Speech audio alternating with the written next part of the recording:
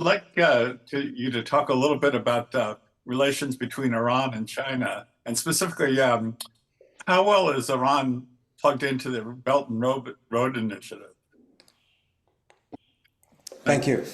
The Iranian-Chinese relationship has grown quite significantly over the course of the last 10 plus years, to a very large extent because of the fact that the opportunity for Iran to actually build relations with the West that door has been shut closed, particularly after Trump went out of the JCPOA and Biden messed up a return to the JCPOA, the Iran nuclear deal.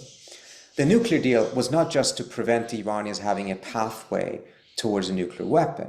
It was also to actually create a pathway for Iran to be able to rebuild relations with the West, get out of its isolation. It ended the containment policy. It only lasted about 2 years because Trump came in, and even before he pulled out, he reinstated, in violation of that agreement, much of the containment policies. This has now led to a situation in which Iran essentially doesn't have any other choices but to gravitate towards China and towards Russia. And it's interesting, when you look back in the debate in the United States in 1995, 94, when the US under Clinton first started to impose real significant sanctions on Iran. And this was done because of pressure from the Israelis at the time.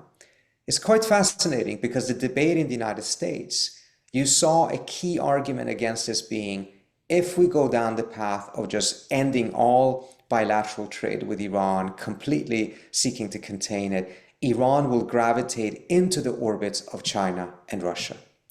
30 years later, we see clear evidence that that argument was absolutely correct. And it's happened, partially at least, against the wishes of the Iranians, in which at least a key elements of the Iranian regime, as much as they can be very critical of the United States, nevertheless did not want to shut themselves out of the West entirely. In terms of the Belt and Road Initiative, Iran is plugged into it, of course, but because of the continued US sanctions, it is not receiving at all the same amount of investments from China as many other countries that are part of the initiative do. So even when the Iranians are not trading with the US, and even as their trade with China is ended up becoming one of the key trades that they have, it is still very limited because of the US sanctions, in which many Chinese companies simply do not want to risk losing access to the American market as a result of their involvement in the Iranian market. So it's still a major economic problem for them.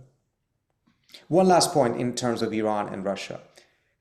If the US had not pulled out of the JCPOA under Trump, and if Biden actually had a much more clever strategy towards getting back into the deal, I don't think it's entirely his fault, but there were some very significant mistakes the Biden administration committed early in its presidency that have been the most decisive in terms of messing up a return to the JCPOA.